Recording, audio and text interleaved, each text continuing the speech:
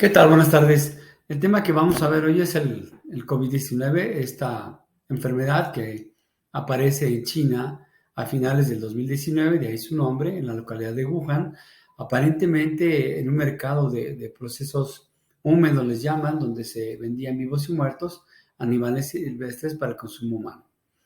De ahí se dispersa hacia otros países del planeta y llegando a México, los primeros casos o apareciendo los primeros casos a finales de febrero y principios de marzo del 2020, y donde se decreta el 16 de marzo como el Día Nacional para el inicio de la sana distancia, dando así el inicio a la pandemia en nuestro país. Bien, la secuenciación del genoma completo y el análisis filogenético indicaron que el coronavirus que causa COVID-19 es un betacoronavirus del mismo subgénero que el virus del síndrome respiratorio agudo severo, así como varios coronavirus del murciélago. El Grupo Internacional de Estudios y Taxonomía de Virus ha propuesto que este coronavirus sea designado como coronavirus 2 y que causa el síndrome respiratorio agudo severo, SARS-CoV-2. Con cierta relación un poquito más lejana con el virus del síndrome respiratorio del Medio Oriente y con una similitud secuencial de RNA más cercana con otros dos coronavirus del murciélago, donde parece que es la fuente principal del mismo y que se transmite directamente a través entre los murciélagos y quizás a través de un mecanismo no bien dilucidado a otro tipo de huésped intermediario. Bien, este coronavirus utiliza el mismo mecanismo de infección que otros coronavirus, basado en el reconocimiento de un receptor celular, que en este caso es la enzima convertidora del angiotensinógeno, donde la superficie S del virus o la proteína Spike es una glicoproteína formada por dos dominios, el S1, que es quien va a reconocer al receptor, a la enzima convertidora de angiotensinógeno, y el S2, que posee la capacidad de fusión de la membrana del virus con la membrana celular, lo que va a provocar un cambio conformacional y determina que se expongan otros sitios de corte de las proteasas para que de esta manera las proteasas de serina, transmembrana 2 o la furina van a cortar S1 y van a desencadenar la maquinaria de fusión de ambas membranas. Y esta fusión pues va a determinar que el virus interiorice su material genético para que se lleve a cabo mediante endocitosis la unión con el material genético del huésped.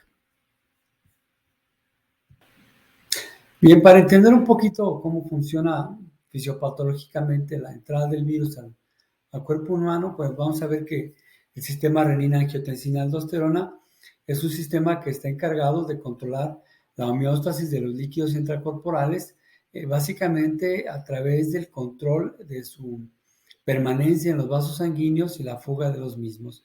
Entonces está muy relacionado con la presión arterial, el gasto cardíaco y el manejo de los líquidos por parte del cuerpo humano. El angiotensinógeno es una glicoproteína que se produce en el hígado y que normalmente está circulando en la sangre y que en respuesta a un descenso de la presión arterial, pues el riñón va a producir la renina. Esta va a actuar para que este angiotensinógeno se proteolice a angiotensina 1 y que por acción de la enzima convertidora de la angiotensina se transforme en angiotensina 2. Bien, vamos a centrarnos un poco más en el manejo de la paciente pues, embarazada críticamente. Expresada mayoritariamente. Los estándares internacionales aconsejan mantener una presión de oxígeno por arriba de 1. La angiotensina 2 va a ejercer funciones endócrinas. Han reportado el buen resultado que tiene para mantener esta oxigenación. El uso de la mascarilla o de las puntas nasales de alto flujo ventilatorio. Vasoconstricción. No hay resultados bien demostrados a nivel internacional sobre el uso de estas puntas nasales que puedan dar alto flujo con un buen resultado. La absorción de agua. Sin embargo, lo que sí ha... En conjunto, estas acciones se ha reportado como de la presión arterial, un manejo muy importante, pues es la posición. Debe ser desactivado para que el sistema retorne a su equilibrio. Es complicado en las mujeres con embarazo avanzado. Bien, esta enzima convertida de la angiotensina 1, o que tienen una cicatriz quirúrgica mayoritariamente en tejidos celulares. Porque en estos casos se compromete otro tipo de circunstancias de la salud, incluyendo la posibilidad de ejercer funciones en una compresión aortocava órganos que pudiera desencadenar otro tipo de efectos específicos, la GTR1 y la GTR2.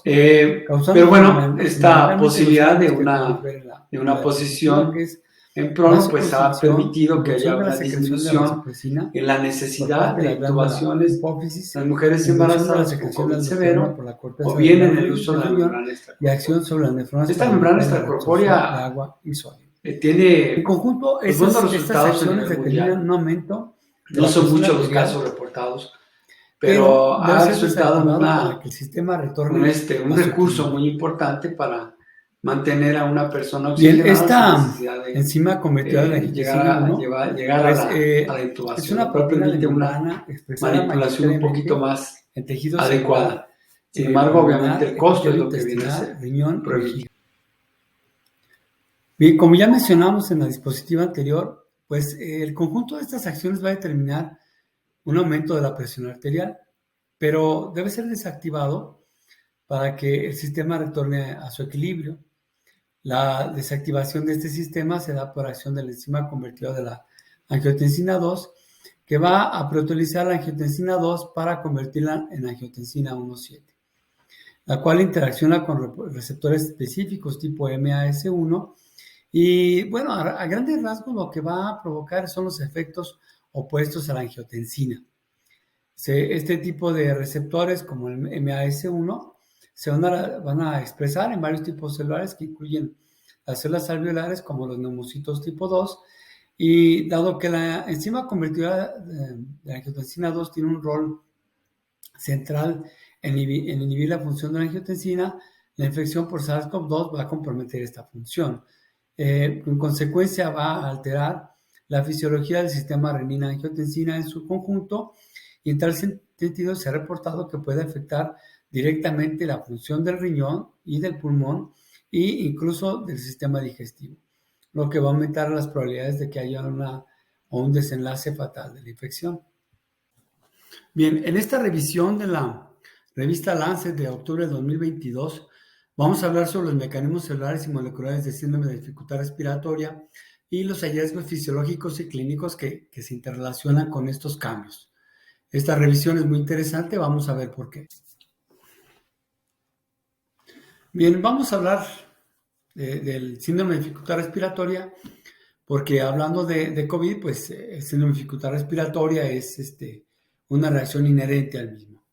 Hay una gran cantidad de factores causales de este síndrome en las personas adultas, y ya sea por factores tanto infecciosos como no infecciosos, o bien factores que pueden afectar directamente al parénquima pulmonar, o factores que pueden ser desencadenados por procesos inflamatorios sistémicos y de manera indirecta provocar lesión en el parénquima. La causa más común de síndrome de dificultad respiratoria pues es la sepsis, y la sepsis pulmonar predomina sobre ella. Hay una variedad de patógenos que la pueden provocar. La más común pues son aquellas que pueden provocar neumonía. Y entre las no infecciosas, pues las más frecuentes pueden ser aspiración de contenido gástrico, pancreatitis, lesiones traumáticas, reacciones post-transfuncionales. Y aunque hay algunas que pueden no ser un factor específico, pueden ser factores concomitantes o predisponentes, como es el consumo de alcohol y el hábito de fumar tabaco. Dentro de estos, el vapor ocupa un lugar predominante y emergente, toda vez que la gran cantidad de productos químicos que se inhalan directamente afectan el parénquima pulmonar. Bien, en La heterogeneidad genética pues también puede ser un factor, pero no es tan frecuente, está muy estudiado, sobre todo en poblaciones de alto ingreso económico con ascendencia europea, y pues estas personas pueden tener hasta un 60% de una variante de la haptoglobina, la variante HP2, y que tiene una relación hasta en un 60% de los casos en este tipo de personas. Para entender lo que es el síndrome de dificultad respiratoria, pues primero tenemos que conocer cuál es el mecanismo para la lesión de la barrera alveolo-capilar. Entonces, esta barrera está formada por una capa muy delgada de células pulmonares o alveolares y otra capa muy delgada de células endoteliales separadas por una membrana basal muy delgada también que va a facilitar el intercambio de gases. La lesión de ambas capas de la barrera alveolo-capilar, pues es el cambio típico que ocurre en el síndrome de dificultad respiratoria. Y de manera característica, bueno, vamos a ver nosotros en la letra A, en la laminilla, en la ilustración, cómo la membrana alveolo-capilar normal es una barrera que impide el desarrollo del edema alveolar. Cuando empieza a progresar la lesión, de una lesión leve a grave, pues esta se vuelve cada vez más permeable y provoca que haya un edema alveolar con fuga de proteínas y un intercambio de lo que es los gradientes de transmisión osmótica. Bien, miren, en el caso de la lesión de esta barrera alveolo-capilar, pues hay una formación de un edema, sobre todo a nivel del alveolo, de un líquido rico en proteínas, que va a afectar la capacidad de difusión de los gases respiratorios. Y además, bueno, es un líquido osmóticamente muy poderoso, entonces va a impedir que haya una correcta eliminación del mismo desde el espacio alveolar y eso va a perpetuar el edema. Hay una disminución, una manifestación fisiopatológica de este fenómeno a través de una disminución de la distensibilidad pulmonar con aumento del trabajo respiratorio. Esta relleno alveolar difuso pues va a desajustar la perfusión y va a aumentar los cortocircuitos arteriovenosos o los cortocircuitos vasculares que van a impedir una adecuada oxigenación de la sangre que llega al pulmón. Generalmente va a haber hipoxemia severa con opacidades radiográficas generalmente bilaterales y difusas en todo el parénquima pulmonar en la placa de tórax. Hay una inactivación del surfactante con una disminución en la producción por daño de los neumocitos tipo 2 con colapso alveolar al final de la expiración, lo cual, bueno, se manifiesta clínicamente con una adecuada respuesta a la presión positiva al final de la expiración. Esta inundación alveolar tiene efectos muy graves y puede incluso llevarnos a lo que vamos a ver en la siguiente diapositiva. Bien, va a haber una activación plaquetaria en el endotelio pulmonar y esto va a provocar que haya una reacción de trombosis microvascular pulmonar con destrucción incluso del lecho vascular pulmonar. Va a haber una manifestación clínica, patológica o fisiopatológica con aumento de la ventilación del espacio muerto e hipertensión arterial pulmonar, lo cual lo vamos a ver nosotros como una ventilación minuto muy elevada, hipercapnia e insuficiencia cardíaca derecha.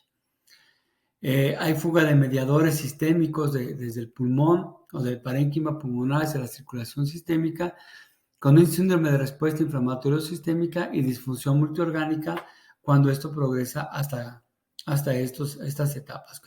Esto va a contribuir a un muy mal resultado clínico y a una muy alta mortalidad provocada por el síndrome de dificultad respiratoria.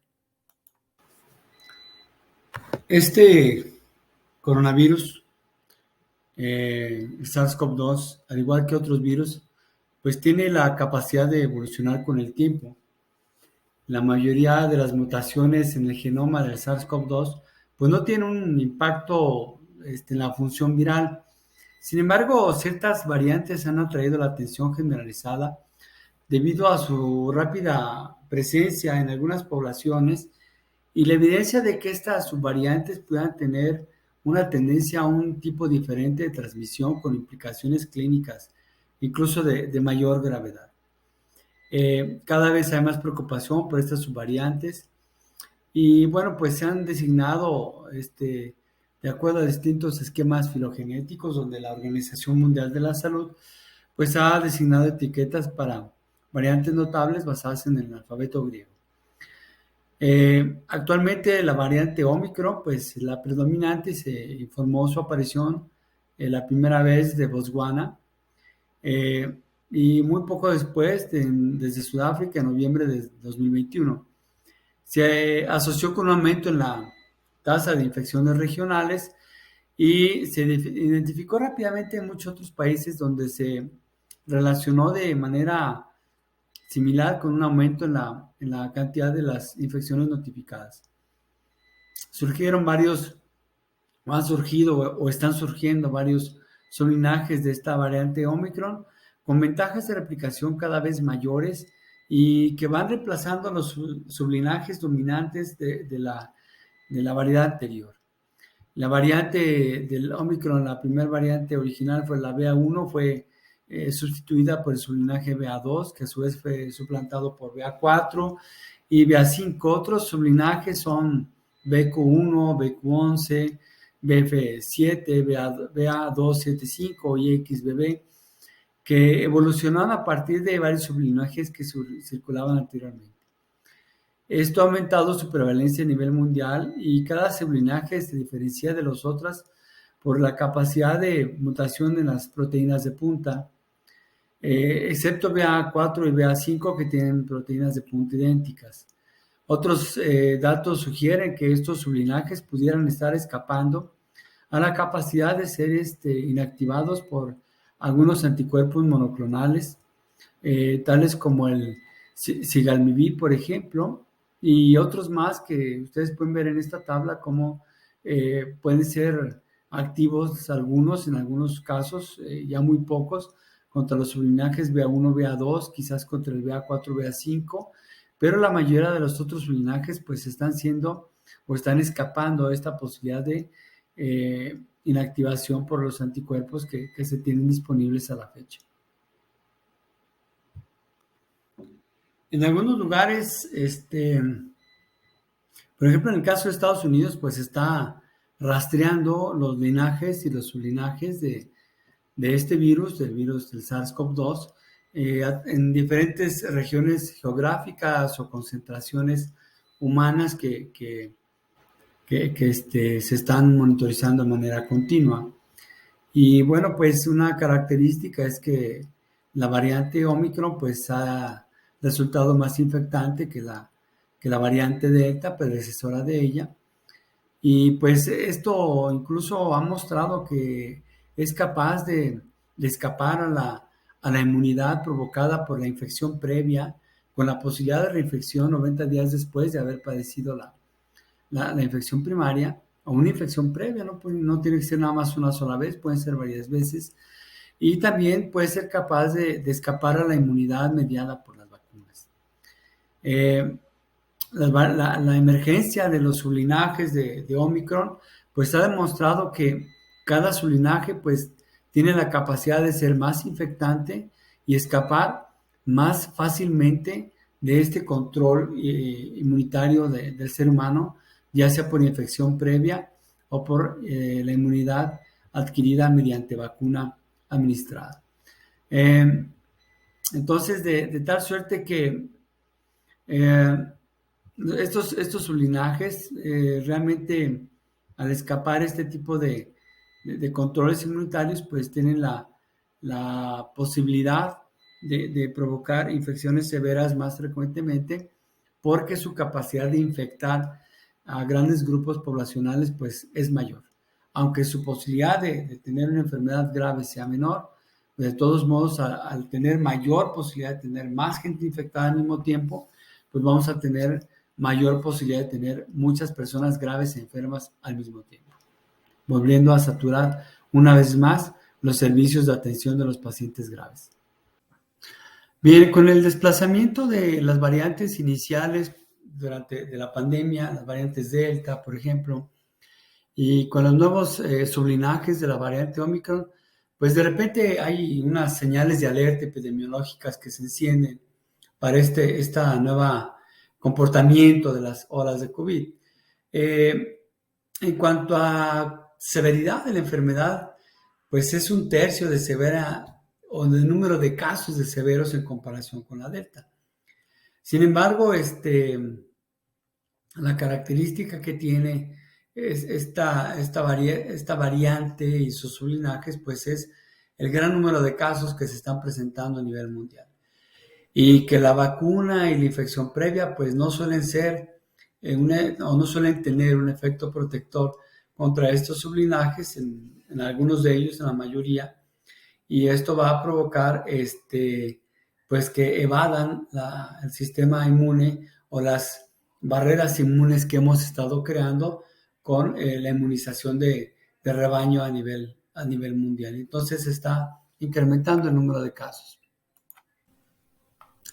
Muy bien, esta página de Johns Hopkins, del Coronavirus Resource Center, pues nos da cuenta de cómo se ha subestimado la carga en general de COVID que se ha manifestado a nivel mundial. Aparentemente se está notificando solo una fracción de las infecciones agudas y pues se ha tenido que recurrir a encuestas de seroprevalencia en Estados Unidos y Europa, lo que ha sugerido que ya descontando los falsos positivos y los falsos negativos, la seroprevalencia nos dice que la incidencia de casos notificados puede ser rebasado hasta por 10 veces o más en cuanto al verdadero número de casos que se pueden estar presentando.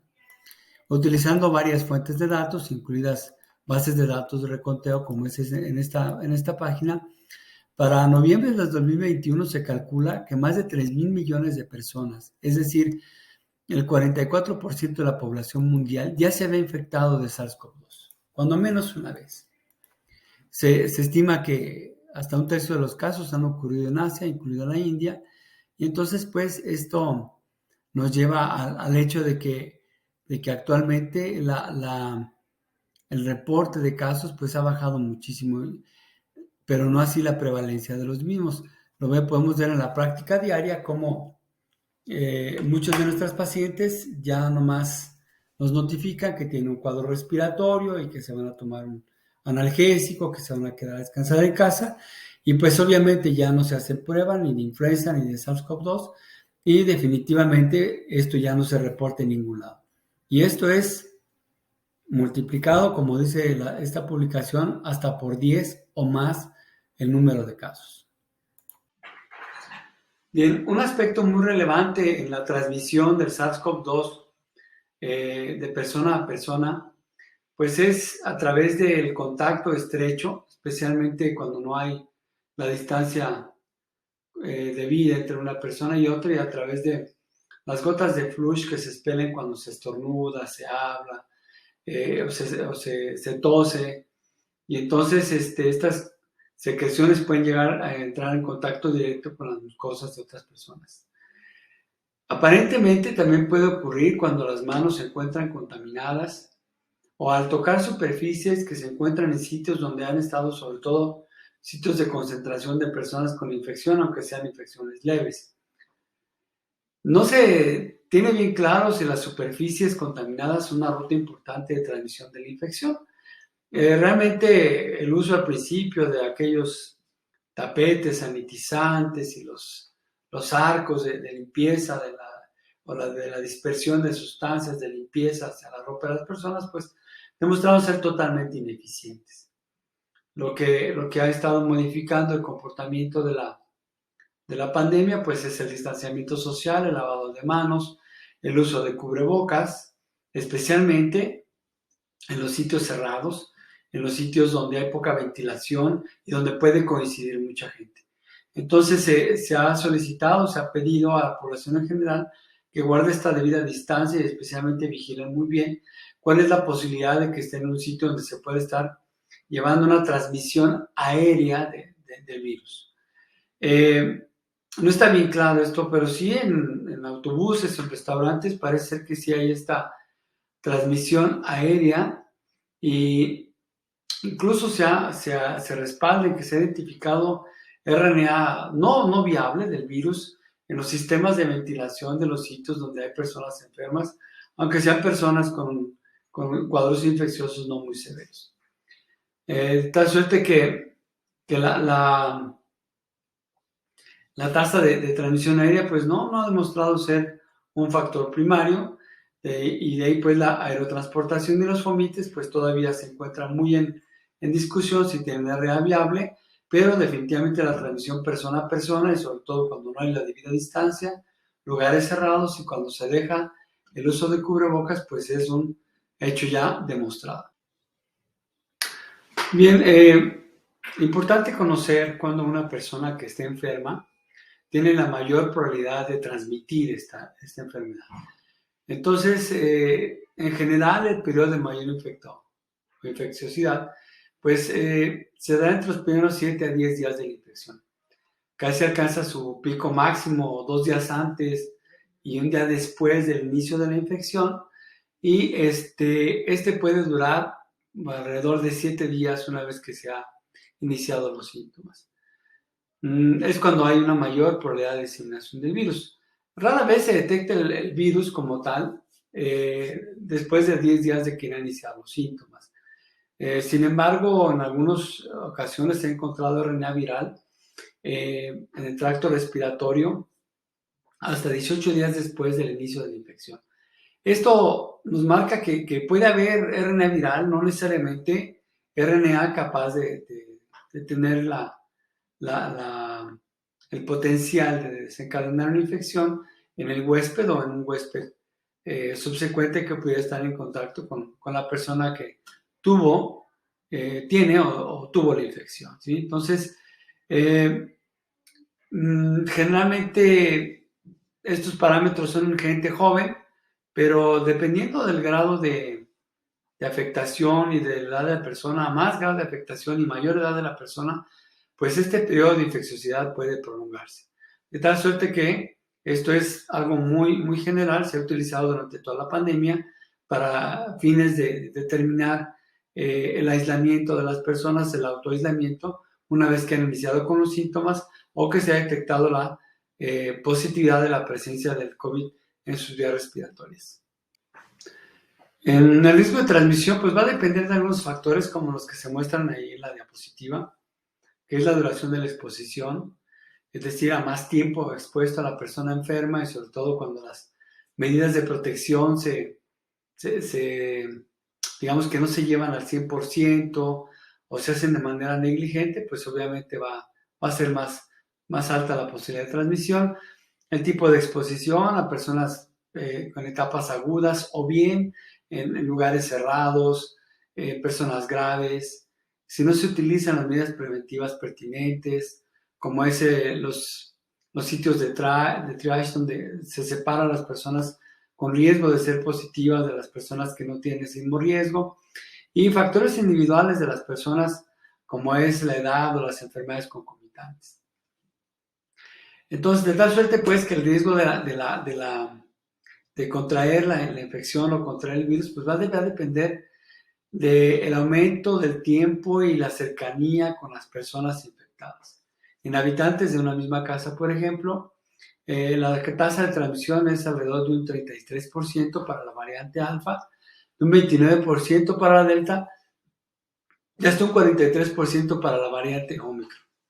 Esto puede ser mucho más alto en centros donde el personal de salud no tiene el equipo de protección suficiente, como ocurrió al principio de la pandemia, en lugares donde no se utiliza una protección tan adecuada como son los asilos de ancianos, los cuarteles militares, las cárceles, etcétera, donde hay una serie de controles que se pueden tener que obviar, como el uso de la mascarilla facial. El riesgo de transmisión al aire libre, pues, puede ser sustancialmente importante todavía. Aún así, aunque se esté al aire libre, pues debe de mantenerse todavía medidas de prevención. Y por último, pues no se ha demostrado que los animales sean transmisores, o al menos los animales domésticos, no sean transmisores efectivos del virus de una persona enferma a una persona sana. Bien, la respuesta inmune a la infección por SARS-CoV-2 puede tener una magnitud asociada de manera directamente proporcional a la gravedad de la enfermedad. Se han encontrado anticuerpos neutralizantes que disminuyen a lo largo de los meses después de la infección hasta más o menos 12 meses después. En cuanto a inmunidad celular, pues se ha encontrado células T específicas CD4 y CD8 contra SARS-CoV-2, tanto en personas que han tenido la infección primitiva o silvestre y aquellas que han recibido la vacuna, lo cual es probable que haya una posibilidad de inmunidad a muy largo plazo. Y bueno, pues hay algunos aspectos inciertos, sobre todo si la posibilidad de que el virus del resfriado común, como podemos ver en el último inciso de nuestra diapositiva, pudiera tener algún efecto protector. La verdad es que los estudios no logran tener un dato concluyente si logra haber una protección o no la logra. Incluso hay unos que han demostrado que hay hasta un efecto agravante para la enfermedad cuando se ha tenido una infección de este tipo previo. Entonces, pues los resultados tan heterogéneos no nos permiten tener una adecuada conclusión. Los síntomas agudos de esta infección por SARS-CoV-2, los síntomas agudos de COVID, pues son enlistados de manera parcial en la pantalla que ustedes están viendo. Puede haber tos seca, fiebre, ataque del estado general, mialgia, cefalea, sensación de falta de aire, disnea, que generalmente va a tener un empeoramiento, vamos a tener datos de odinofagia, datos de tubo digestivo como diarrea, náusea, vómito. Un dato característico, especialmente en las etapas iniciales, en las primeras variantes detectadas, pues era la disminución de la capacidad de distinguir olores o incluso llegar a una anosmia absoluta. Había sensación de disgeusia o ageusia, que son anomalías del gusto, rinorrea, hialina, congestión nasal, escalofrío, cansancio, incluso había confusión que podía llegar a los delirios. Yo recuerdo que se reportaban frecuentemente, sobre todo de manera, digamos, muy dispersa, casos de pacientes que se les diagnosticaba COVID y tenían ataques incluso suicidas o llegaron a cometer suicidio. Hay dolor o presión a nivel external o en todo el pecho. Bueno, estos son síntomas agudos, síntomas generales. Si acaso el de la anosmia es el único que es particularmente específico de este padecimiento. Bien, las medidas preventivas para evitar el COVID-19 pues son aquellas que van a tratar de limitar la transmisión del SARS-CoV-2.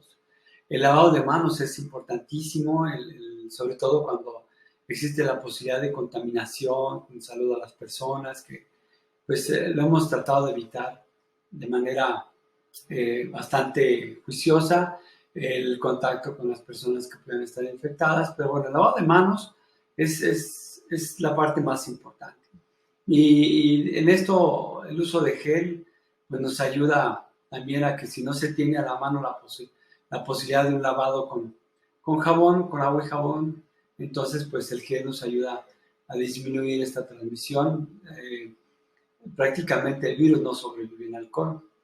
Otro aspecto importante es la vacunación. La vacunación vamos a ver un poquito más adelante los aspectos coyunturales que tiene la misma, pero el vacunar a las personas vulnerables y actualmente la vacunación universal contra el SARS-CoV-2 pues es una estrategia que han implementado la mayoría de los gobiernos a nivel mundial para limitar la propagación del mismo. La ventilación adecuada de los espacios interiores es una situación muy importante, especialmente donde es inevitable. Los quirófanos, los restaurantes, los hogares, etcétera, pues se debe tener mecanismos para llevar a cabo una adecuada ventilación y un reciclamiento del aire para obtener aire fresco y limpio y tratar de eliminar aquel aire que está siendo viciado. El aislamiento de personas sintomáticas o personas potencialmente contaminadas que pudieran provocar una transmisión hacia sus seres cercanos, pues también es algo que debe llevarse a cabo de manera muy puntual.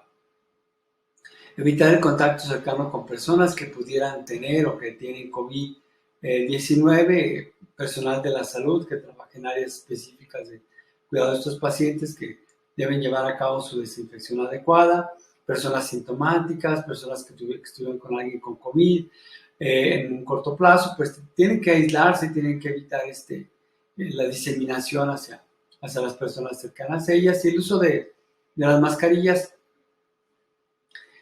hay diferentes tipos de mascarillas, van a tener diferente tipo de filtración, pero bueno, ¿cuál es la mejor mascarilla? Pues la que sí vamos a utilizar. Porque la peor mascarilla es la que tenemos ahí guardada y que nadie la utiliza, nomás está de adorno. Eso es la diferencia entre una mascarilla y otra, porque a mí me preguntan los pacientes, bueno, ¿cuál debo de usar? Pues utiliza la que tengas a la mano.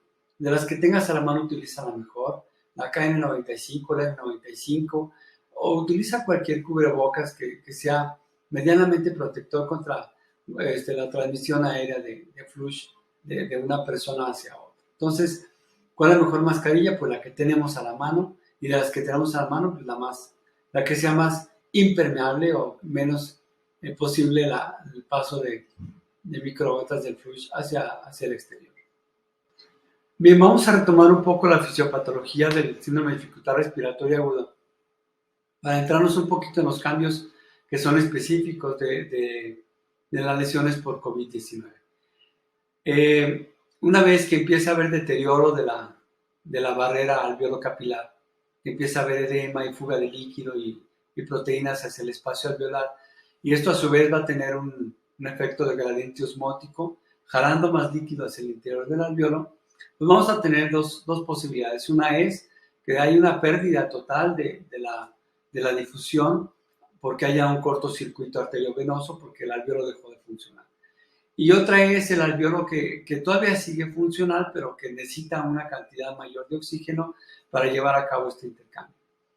En general, pues cuando el alveolo no se encuentra tan deteriorado y cuando no hay una pérdida, cuando no hay un cortocircuito, pues aumentando la fracción inspirada de oxígeno se puede compensar hasta cierta medida esta disminución de la transmisión alveolo-capilar.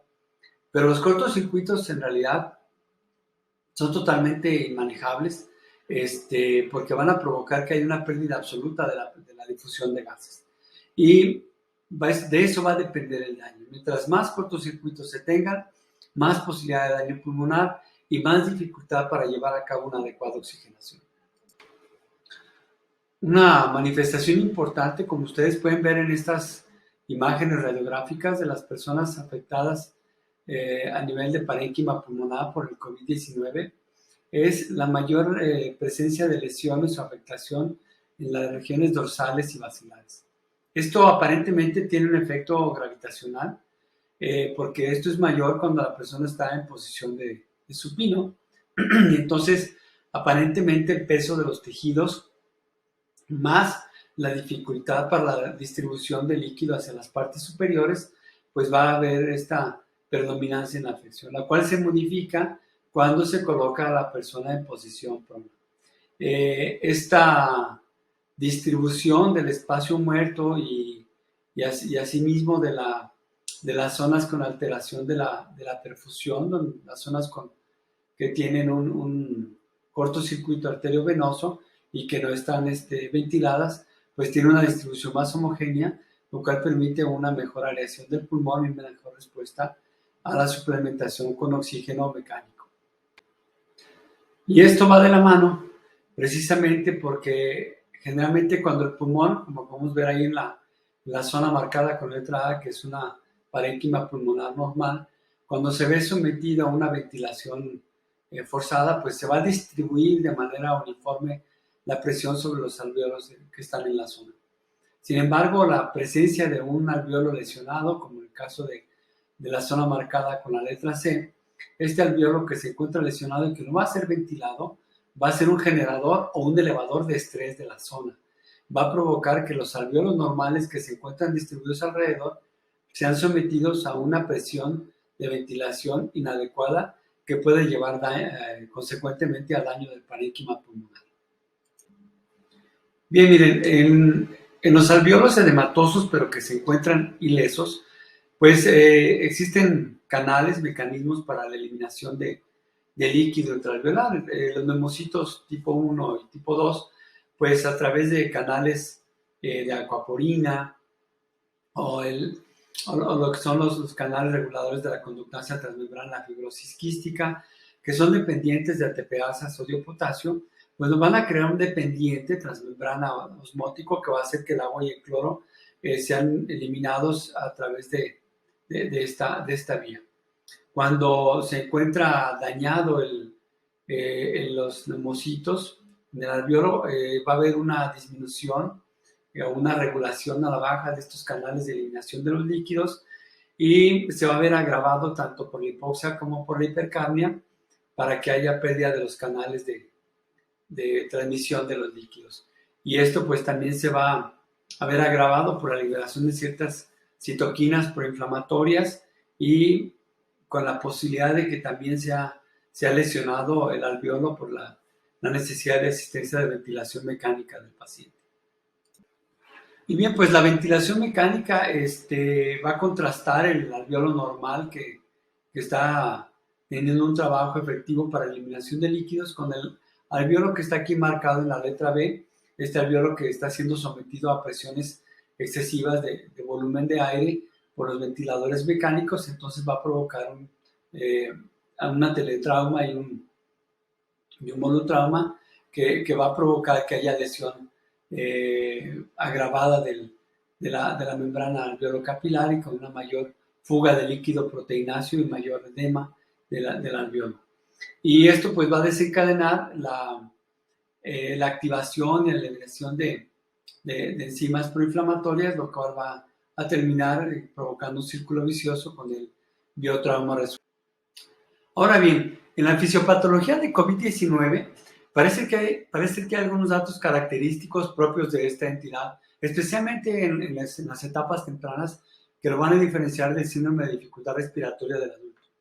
Hay un daño viral directo que va a provocar reacciones trombóticas del huésped y que van a dañar al pulmón y a otros órganos o sistemas del cuerpo humano. Hay una evolución donde hay un edema intersticial y un llenado de líquido alveolar con una fase proliferativa y fibrótica de un daño alveolar difuso con la presencia de membranas hialinas y edema alveolar intersticial. Va a haber una hiperplasia atípica de neumocitos, hemorragia alveolar, infarto, lesión de las células endoteliales y congestión capilar con microtrombosis y dilatación. Hay una mayor vasculopatía en comparación con el SDR y otros tipos de neumonías virales que incluyen macrotrombosis y microtrombosis, lesión de células endoteliales y dilatación vascular y angiogénesis aberrante. Las biopsias del COVID-19 en un principio no van a mostrar una patología vascular tan marcada y va a haber más bien un predominio de infiltración de monocitos y linfocitos diferente a lo que se observa en la síndrome de dificultad respiratoria del adulto. Se le da una característica de un fenotipo muy controvertido que se llama fenotipo L, donde hay una alta distensibilidad por una baja elastancia, baja capacidad de reclutamiento en la presión del final de la expiración y una anormalidad en el intercambio gaseoso entre el alvéolo y el vaso, más que una derivación o cortocircuitos. Hay una vasoplegia que va a provocar que haya muchos de estos cambios, pero que al final de cuentas no va a ser una microtrombosis directa. No se sabe si esta es una secuencia de este tipo de problemas. Hay dos características que tienen las personas o los pulmones de las personas afectadas por COVID-19 cuando están avanzando su enfermedad, que podrían hablar de esta capacidad de adaptación del pulmón. Y unas son las lesiones en vidrio esmerilado que pues suelen tener una mejor distensibilidad que las zonas de condensación. Y pues hay una reserva del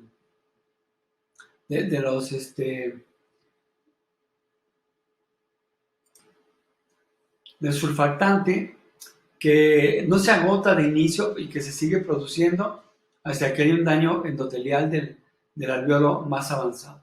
Y esto le permite tener cierto grado de distensibilidad.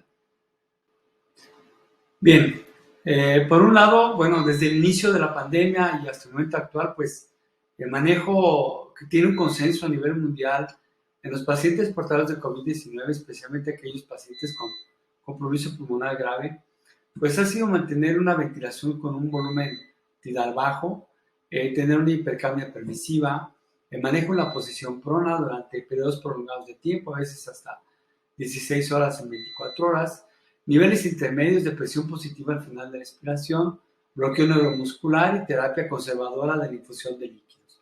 Además de la terapia farmacológica específica para COVID-19, el uso de dexametasona, anticuerpos monoclonales, antivirales, etcétera, pues eso ha sido algo que va a tener diferentes directrices dependiendo pues del tipo de centro donde estemos manejando a los pacientes, a las y los pacientes. La preocupación planteada por el fenotipo L, pues no ha sido bien demostrada en ensayos clínicos, entonces no parece que mantener una ventilación con un volumen tidal bajo pueda provocar una sobredistensión alveolar que pueda llevar a cabo un daño pulmonar permanente y un compromiso hemodinámico que agrave las condiciones de la persona. Esta diapositiva no tiene ninguna implicación clínica, nomás para que vean a qué niveles podemos llegar los humanos cuando nos dejamos llevar por fuerzas oscuras como son la ignorancia, el fundamentalismo y las creencias erróneas. En fin, sigamos, por favor. Esto que les muestro aquí, este estudio que se publica en noviembre del año pasado, es para ejemplificar cuál puede ser el efecto de padecer este tipo de enfermedades y cómo puede no ser necesariamente solo un problema gripal, como no lo es definitivamente. Hay efectos a largo plazo, lo que se llama long COVID, el COVID de larga evolución o de largo plazo, donde ya el virus ya no se encuentra, pero toda la afectación que dejó puede tener efectos a muy largo plazo, incluso todavía a un plazo que desconocemos, porque con esta pandemia todavía no tenemos 3 años, o apenas acabamos de cumplir 3 años de conocerla, pero en nuestro país todavía no cumplimos 3 años de estar lidiando con ella. Bien, entonces en este estudio de Fernández Castañeda se revisa los efectos que se tienen en modelos de ratón sobre la posibilidad de daño a nivel del sistema nervioso central. Hay cambios específicos en regiones cerebrales de la sustancia blanca y subcortical con la activación de la microglia y posterior pérdida de oligodendrocitos, células precursoras y oligodendrocitos y mielina. Esta afectación incluso se puede dar en sujetos que no cursaron con la enfermedad a través de la administración intraperitoneal y indujo la activación de microglia e inhibición de la neurogénesis. Esto podría explicar por qué hay un deterioro cognitivo a largo plazo cuando una persona ha padecido con COVID-19 y esto es aseveración personal, aparentemente no tiene nada que ver con la edad a la cual se padeció el COVID. Esta revista Nature en noviembre de 2022 va más allá y específicamente hace una medición de más o menos 150,000 casos contra más de 5 millones de personas sanas, donde se incluyen personas que no solo tuvieron COVID hospitalaria, sino también COVID en la comunidad y que fueron manejadas de manera extrahospitalaria. Y demostró toda esta posibilidad de incremento de alteraciones del sistema nervioso central de manera significativa, que incluyen accidente vascular cerebral, trastornos cognitivos y la memoria, trastornos del sistema nervioso periférico, trastornos extrapiramidales y el movimiento, trastornos de la salud mental, sensoriales, musculoesqueléticos, encefalopatía, encefalitis, incluyendo síndrome de Guillain-Barré, exclusivamente en personas que cursaron con COVID-19 contra controles que nunca tuvieron COVID-19. De ahí pues la importancia de mantenernos sin exponernos al virus, porque independientemente del estado vacunal y de la edad de las personas, este tipo de complicaciones se vieron presentes cuando se desarrolló COVID-19. Bien, vamos a meternos en un aspecto importante que es la vacunación. Ya platicábamos al inicio de esta charla que la vacunación, pues en un principio se dirigió hacia población vulnerable y en algunos sitios o en algunas regiones, algunos gobiernos decidieron llevar a cabo programas de vacunación más extensivos y más distribuidos hacia todos los segmentos de la población. Este mapa que publica el New York Times del 8 de julio del año pasado no es tan reciente, pero bueno, cuando menos nos da una idea de la aproximación y las diferencias que puede haber entre los diferentes sitios, dependiendo de sus ingresos económicos, cuál es el porcentaje de población vacunada. Podríamos considerar que sitios tan complejos económicamente como es parte del cono sur de nuestro continente, como es Argentina, como puede ser Perú, Brasil, pues tienen esquemas de vacunación muy amplios, muy completos, a diferencia de nuestro país donde no alcanzamos más allá del 70% de vacunación. En lugares donde la vacunación es accesible, tan amplia como en Estados Unidos, que es prácticamente accesible a toda la población que lo requiera, pues no se logra ir más allá de un 70%, aparentemente por el movimiento antivacunas. Y bueno, pues tenemos que en los países de África, especialmente en la África subsahariana, pues estos porcentajes de vacunación pueden llegar a ser tan bajos como de un 15% de la población. Y pues esto pudiera tener repercusiones a largo plazo en la posibilidad de desarrollar olas de pandemia más importantes. Aquí vamos a revisar un aspecto muy relevante de la vacunación, dado que existe mucha reserva en la población sobre la aplicación de la vacuna durante el embarazo. Definitivamente el efecto neto final de vacunarse durante el embarazo, pues es un menor ingreso de recién nacidos afectados por este padecimiento en las unidades de terapia intensiva neonatales y menor utilización de ventilación mecánica en los mismos. Sin embargo, parece ver que hay una diferencia en cuanto a la edad a la que se vacunó la madre, la edad gestacional, de tal suerte que la presencia de anticuerpos es mayor y la posibilidad de enfermedad del recién nacido es menor cuando esta vacunación se llevó a cabo durante el primer trimestre y el segundo trimestre, finales del primer trimestre, inicios del segundo trimestre. Cuando esta vacunación fue llevada a cabo, se completó en el tercer trimestre, pues no fue tan efectiva tanto en la presencia de anticuerpos como en la disminución del ingreso de los recién nacidos a las unidades de cuidados intensivos neonatales y la necesidad de ventilación asistida. Esto ya se había visto en algunas otras experiencias que se han tenido a nivel mundial, especialmente en aquellos casos en los que se ha aplicado campañas de vacunación contra la tosferina. Un aspecto inquietante que se tiene sobre los esquemas de vacunación, pues es que estos números se mantienen cuando se presentaron las oleadas por la variante Delta. Sin embargo, cuando tenemos ahorita las oleadas por la variante Omicron y sus sublinajes, esta protección no se ha mantenido. Va de la mano en concordancia con los resultados que se han mostrado de que estas subvariantes de Omicron pues tienen la capacidad de evadir el sistema inmune de manera muy fácil en el ser humano. De tal suerte, pues, de que la vacunación durante estas subvariantes, especialmente con las vacunas primarias que se tuvieron, pues es algo todavía incierto, lo cual tendrá que demostrarse con los nuevos boosters de vacuna que se están distribuyendo entre la población, especialmente de los Estados Unidos de América. Algo importante que decir de la vacunación durante el embarazo, pues es que en general no se han reportado efectos graves de la aplicación de la misma. Los efectos son los de cualquier vacunación y los de la población en general, lo que es el dolor en sitio de inyección, rubor, dolor, en algunas ocasiones hipertermia, Hay ha referido por arañalgias, artralgias, pero la presencia de lesiones severas o resultados severos como Guillain-Barré o algún otro tipo de reacción inmune a la vacuna, pues no se han presentado de manera alarmantemente elevada.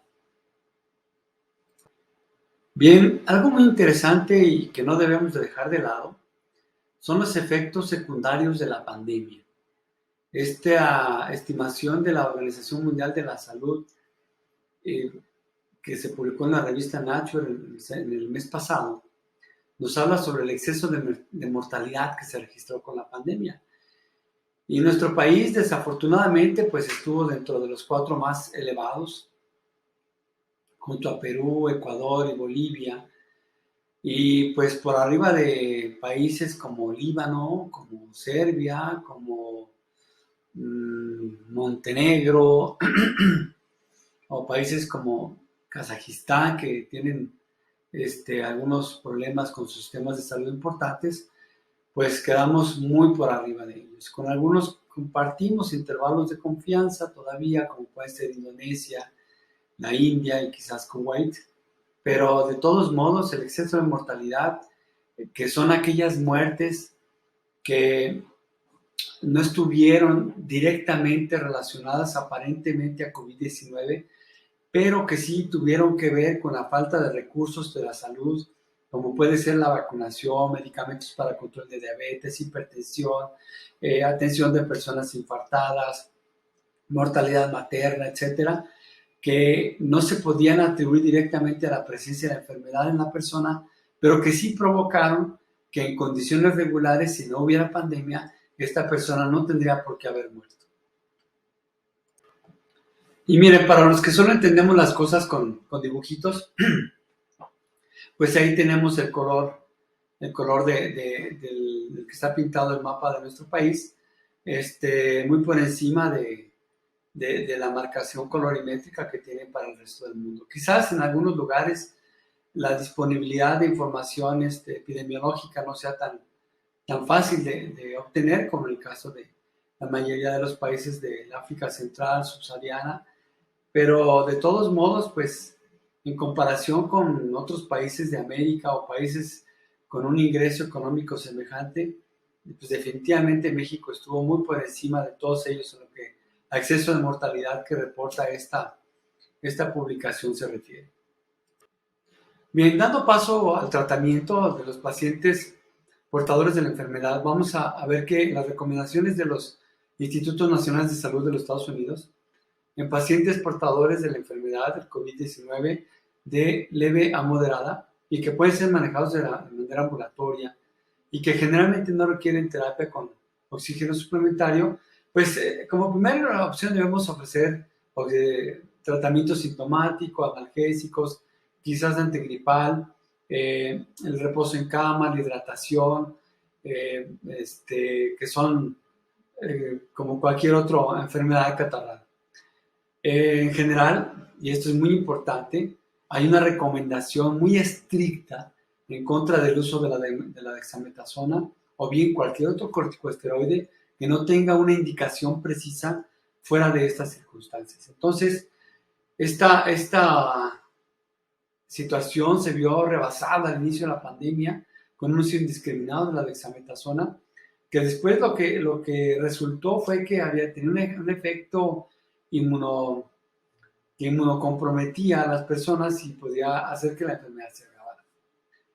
Cuando se prefiere utilizar terapia con antivirales en personas de alto riesgo por la edad o por enfermedades concomitantes como hipertensión, diabetes o con inmunocompromiso, pues tenemos listados en orden de preferencia, ritonavir potencializado con Paxlovid, que es nirmatrelvir, que es el que tiene mayor una mayor evidencia que soporta su uso.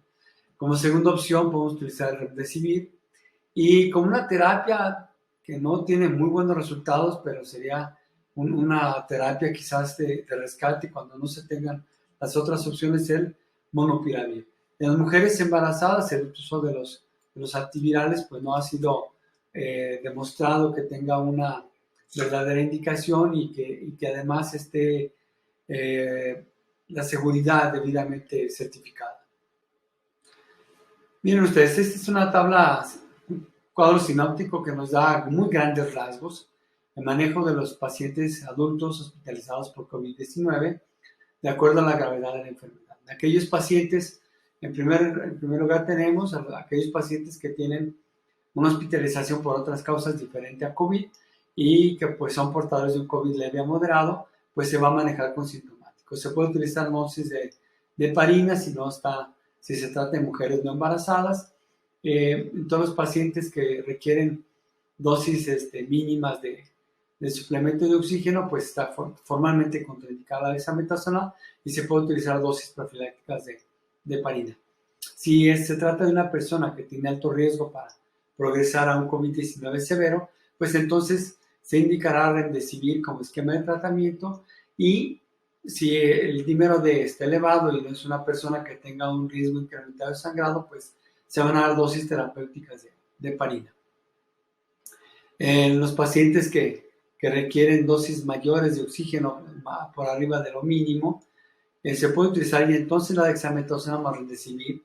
Si no se obtiene este último, pues entonces la dexametasona sola, y no dejar de lado que se van a utilizar dosis terapéuticas de heparina en aquellos casos que tienen incrementado el dímero D.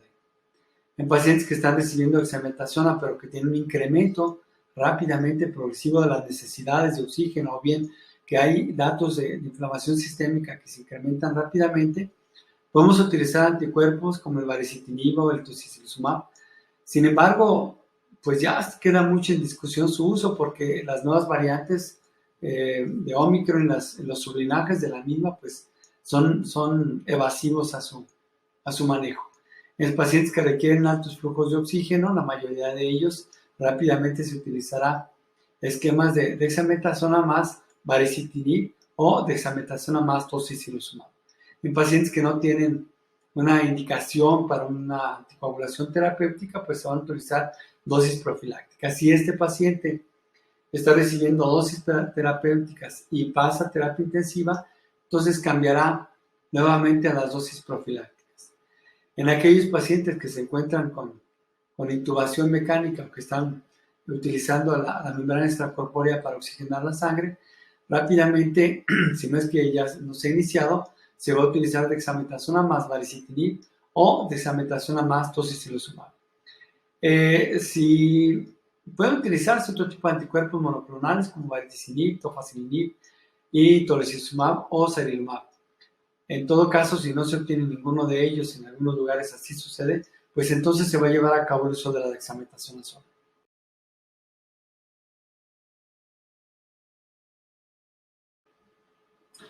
Dentro de las muchas lecciones dolorosas que nos ha dejado esta pandemia, una muy importante es la que tiene que ver con la mujer embarazada. El comportamiento pre y post vacunación marcó un hito, sobre todo entre los países de alto ingreso económico y los países de bajo ingreso económico. Entre los países de alto ingreso económico, las pacientes con enfermedades concomitantes como diabetes, obesidad, hipertensión, edad avanzada, figuraban como aquellas pacientes que solían tener más complicaciones durante la pandemia. En los países de bajo nivel económico, las mujeres con anemia, hipotiroidismo, sarcopenia y un mal control prenatal eran quienes generalmente llevaban la carga de la mayor cantidad de complicaciones de este padecimiento. Conforme se dio la etapa de vacunación, y ya les mostré a ustedes en diapositivas previas cómo no todos los países es homogénea las políticas de vacunación. Incluso en nuestro país hay un porcentaje importante de mujeres embarazadas que no han logrado vacunarse. Asimismo, las personas que erróneamente han considerado que la vacunación durante el embarazo puede llevarlas a desencadenar complicaciones para ella o para el feto o el embrión potencialmente severas, pues ha evitado que tengan este acceso a la vacunación, y por lo tanto pues sigue habiendo una alta prevalencia de complicaciones secundarias a la infección por COVID. En esta diapositiva podemos ver que durante la pandemia no se presentó un incremento de este tipo de complicaciones cuando la mujer embarazada permaneció asintomática, es decir, en aquella que no se hicieron pruebas y que no hubo síntomas de COVID-19 y que por lo tanto sospechamos no tuvo la enfermedad durante este tiempo. Ahora bien, en aquellas mujeres embarazadas que fueron portadoras de un cuadro de vías respiratorias similar o de COVID-19 francamente demostrado por pruebas de PCR, pues se observó un incremento que llegó a duplicar o hasta cuadruplicar en el caso de morbilidad neonatal grave, las complicaciones relacionadas al embarazo. De tal suerte que, bueno, algunas situaciones tienen que valorarse a la luz de cómo se encontraban aquellos sistemas de salud rebasados. Por ejemplo, el caso de la morbilidad neonatal, no era tanto morbilidad porque el recién nacido se enfermara de COVID, sino porque hubo un incremento sustancial en los partos pretérmino derivado de la imposibilidad de una atención obstétrica continua regular como era antes de la pandemia. Hospitales rebasados, hospitales cerrados para pacientes que no fueran de COVID, pues no recibían mujeres embarazadas, entonces tenía que llevarse a cabo una interrupción programada del embarazo que muchas veces resultaba en partos pretérmino o nacimientos pretérmino. Incluso en aquellas personas que eran sintomáticas, pues se decidía una interrupción inmediata del embarazo por la posibilidad de que se agravara durante el mismo. De tal suerte, pues, que entonces hay un incremento sustancial de todo este tipo de complicaciones, ya sea por manera directa o indirecta, en mujeres que tuvieron COVID durante el embarazo. En esta misma publicación, los autores colombianos nos hacen una muy buena revisión, pues nos van a manifestar que los factores de riesgo que van a provocar que se complique una mujer embarazada con COVID-19, pues es la preexistencia de diabetes antes del embarazo. La obesidad, un índice de masa corporal por arriba de 35, e incluso en algunas series por arriba de 30, ya pudiera ser una causa importante de complicaciones o de estadías prolongadas intrahospitalarias. Si una mujer ingresaba a la unidad de cuidados intensivos portadora de COVID con necesidad de ventilación asistida, pues tenía un riesgo hasta 5 veces mayor de muerte que aquellas personas que no estaban embarazadas y que estaban bajo la misma circunstancia. Bien, en su momento veremos a lo largo del módulo los diferentes cambios de adaptación materna al embarazo, que en algunas circunstancias, por ejemplo en el sistema respiratorio y cardiovascular, sufren cambios muy dramáticos, especialmente en el tercer trimestre. Esto predispone a que la mujer embarazada pues sea susceptible a que aquellas cosas que van a afectar este tipo de sistemas, y cualquier sistema en general, pero estos en particular, que tienen alta sensibilidad para la sobrevida, puedan afectar el estado de salud de la mujer embarazada. Hay cambios respiratorios, hay una disminución del volumen residual, hay un desplazamiento del diafragma, hay ensanchamiento de los diámetros anteroposterior y lateral del tórax, hay un incremento en la cantidad de volumen intravascular, disminución en las resistencias periféricas, incremento en el gasto cardíaco y un largo número de etcéteras que van a ocurrir durante el embarazo. Hay una modificación en la capacidad de coagulación de la mujer embarazada y pues todas estas cosas van a intervenir de manera negativa para que haya una respuesta suficiente en el organismo femenino durante el embarazo a la infección por el SARS-CoV-2. Una pregunta bastante compleja de resolver es si existe la posibilidad de que haya una transmisión vertical de la madre hacia el embrión, hacia el feto y hacia el recién nacido. Sí podemos afirmar hasta ahorita con los datos que se tienen que no hay una incidencia mayor de malformaciones en el caso de las infecciones que se adquieren in útero en el primer trimestre del embarazo, especialmente entre la semana 8 a 12. Sin embargo, la posibilidad de una transmisión durante la etapa fetal avanzada, y durante el periodo posparto y en las primeras horas o días de nacimiento, pues parece que tiene implicaciones distintas. Veamos lo que estos autores nos comentaron. Bueno, miren, se ha informado de la transmisión vertical. Sin embargo, sigue siendo muy debatida todavía muchos estudios, especialmente cuál podría ser el mecanismo. En esta serie publicaron casi de 1,000 nacimientos de hijos de mujeres que cursaron con COVID en el último tramo del embarazo, antes del nacimiento, inmediatamente antes del nacimiento, durante el nacimiento. Pues encontraron que en la cavidad nasofaringia un porcentaje hasta un 2.88% de recién nacidos se pudo aislar el virus. En la placenta se aisló hasta un 7.69%, 2 de 26 que fueron estudiados, en sangre de cordón 2.94%. Sin embargo, aquí viene lo interesante, en líquido amniótico no se encontró el virus, no se encontró RNA del virus, y tampoco en muestras de orina de recién nacido.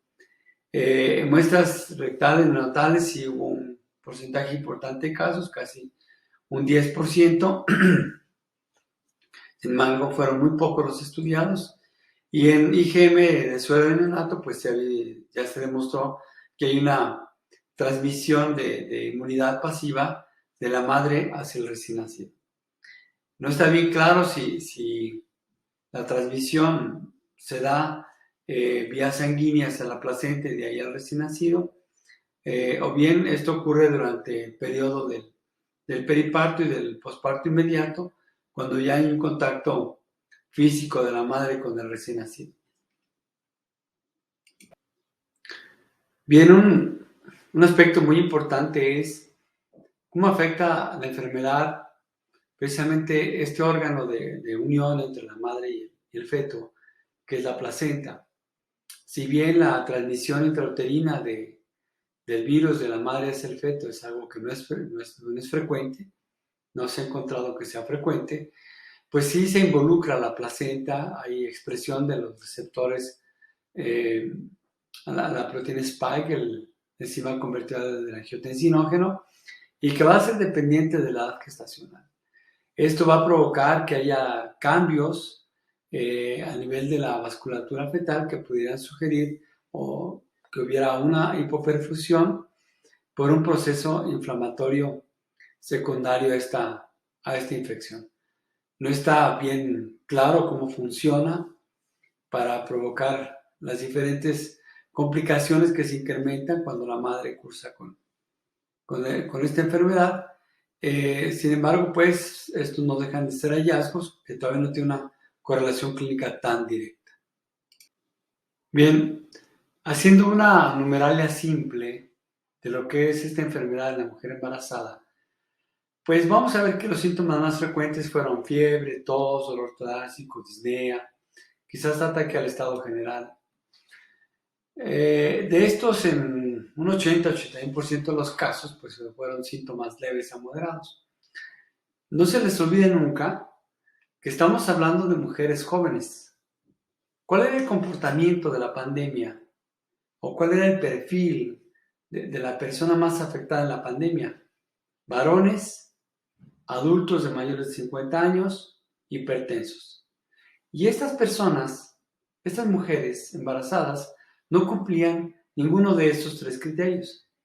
Y sin embargo, más del 70% de ellas estaban en su tercer trimestre, y fue más grave en mujeres embarazadas que en la población en general. Tuvieron un mayor riesgo de ingreso hospitalario, desarrollando una forma grave que requirió ingreso en 9 cuidados intensivos hasta un 5% de mujeres embarazadas con COVID. Aproximadamente de ellas, el 35% requirió manejo con soporte ventilatorio, con intubación, y con una mortalidad, para fines de mortalidad materna, extraordinariamente alta, de 2.7%. Había complicaciones en el manejo. O sea, si la mayoría está en el tercer trimestre, Ya los cambios respiratorios, la disminución del volumen residual pulmonar, la incursión del diafragma ya estaba limitada, y eran pacientes que ya tenían una necesidad de mayor volumen intravascular. Entonces, este tipo de perfil hacía que fuera todavía más grave.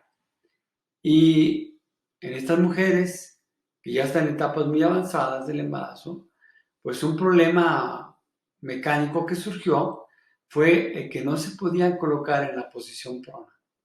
Ustedes ya saben, ya platicamos que la posición prona es un elemento muy importante para distribuir el peso y la lesión de los alvéolos, y esto permite una mejor conservación de la capacidad ventilatoria del pulmón. Entonces, todo esto lo tenían las mujeres embarazadas en contra. Bien, otra circunstancia importante a recalcar es que, así como comentamos en la diapositiva anterior, la población objetivo de esta infección pues eran varones de mediana edad e hipertensos. Entonces, la mujer joven embarazada pues no entraba dentro de este esquema, y por lo tanto en las líneas que marca la Organización Mundial de la Salud en el 2020 no había una discriminación o una diferenciación en la forma de manejo de estas pacientes.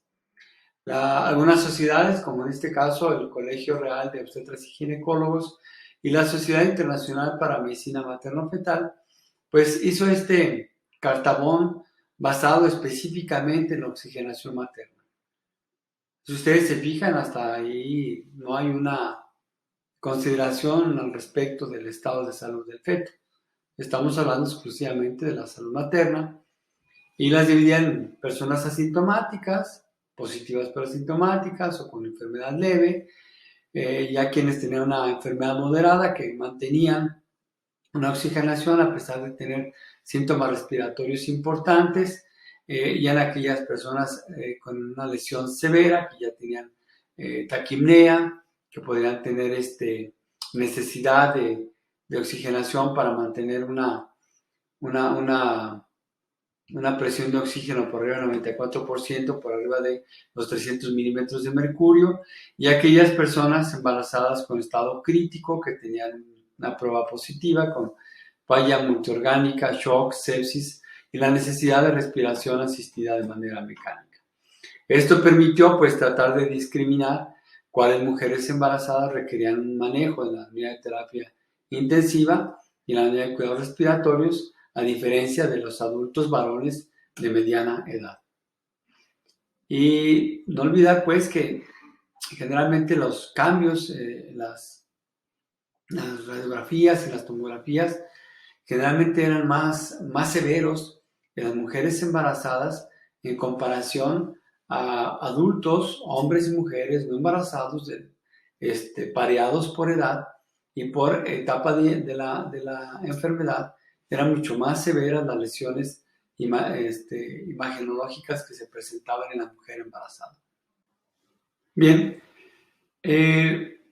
ahora bien, el manejo inicial en mujeres embarazadas con síntomas moderados, pues ya platicamos, eran estos casos donde utilizamos antipiréticos, analgésicos, quizás antigripales, cuidados generales, hidratación, reposo, decúbito lateral izquierdo, en los casos en los que se permitía por edad del embarazo, pues el decúbito supino, etc.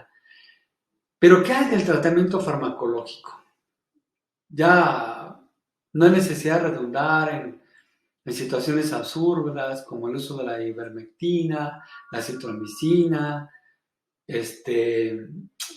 sustancias químicas para destapar caños o para limpiar sanitarios que se utilizaban como enjuague bucal,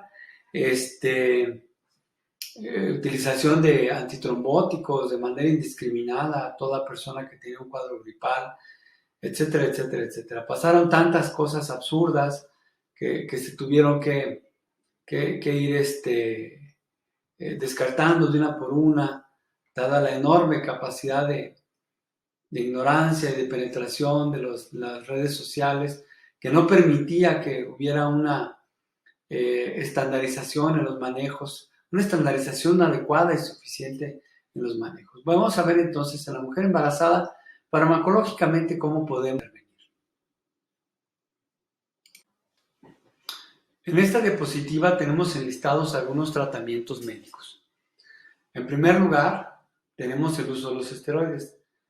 Desde hace mucho tiempo se han utilizado para inducción de madurez pulmonar, cuando existe la probabilidad de que el feto presente un trabajo de parto entre la semana 24, 34, 36.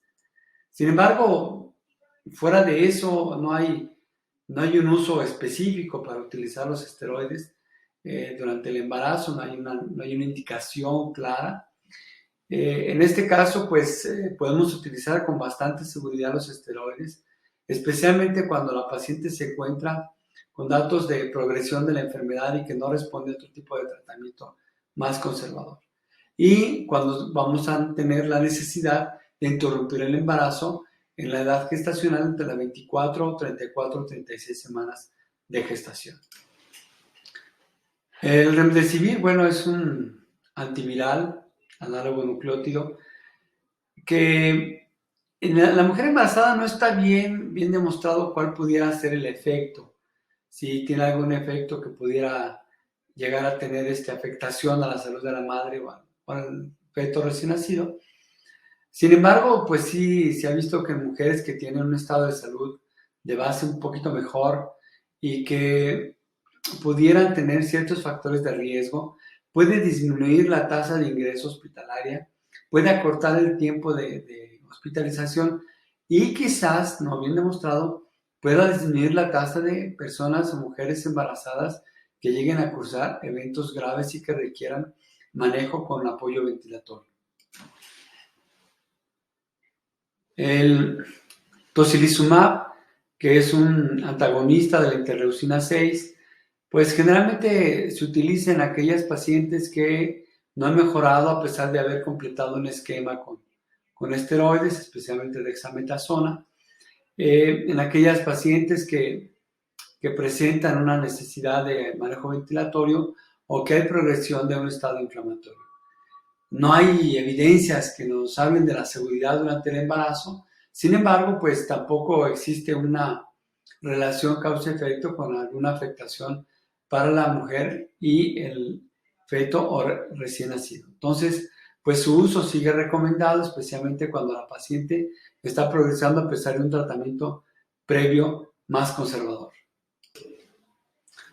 Bien, el otro rubro es la hidroxicloroquina, el opinavir, ritonavir, también son medicamentos que se han estado utilizando en ensayos clínicos, tanto en mujeres embarazadas como en mujeres lactantes, y pues sí han tenido efectos secundarios severos para la mujer embarazada, sin que haya demostrado un efecto significativo en la reducción de la duración o gravedad o progresión de la enfermedad. Entonces, su uso hasta la fecha no tiene ninguna indicación real.